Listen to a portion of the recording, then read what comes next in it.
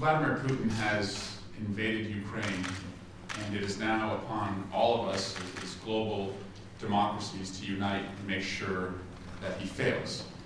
Like a boa constructor, he has encircled the country essentially with troops on nearly all sides.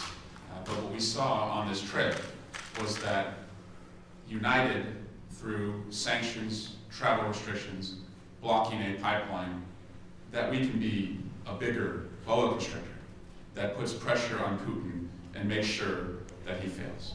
We also saw on center stage that U.S. leadership in Europe with NATO is back. And it was truly a privilege to see the way that our speaker was received in Israel at the security conference where she spoke and was a panelist, and in the United Kingdom.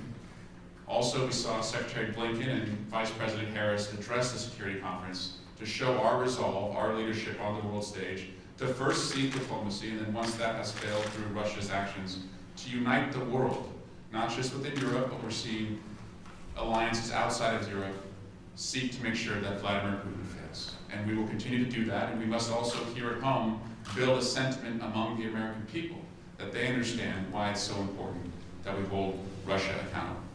But I was also struck when we met with the labor leader in London and we met with the Prime Minister in London that they were absolutely aligned in making sure that Putin failed, despite all of their differences within the country. And there are a lot of differences there, just as there are differences here.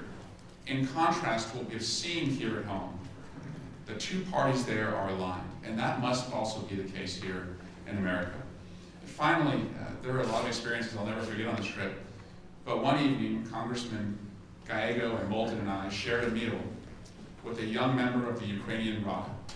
She told us that at a young age she ran for her parliament, believed in her country, joined President Zelensky's party, and wanted to make sure that what had happened in 2014 would not happen again.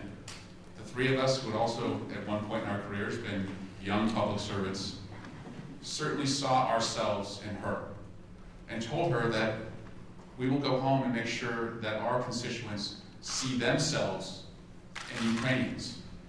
And you can't help but talk to somebody who still believes that their country has a right to sovereignty and ask the question, what is our democracy worth if we're not able and willing to stand against an invasion of another democracy? And that was what was on display in every country that we went to. And now, here at home, that's the leadership we must show to unite ourselves as a country and also to unite our alliances across the globe.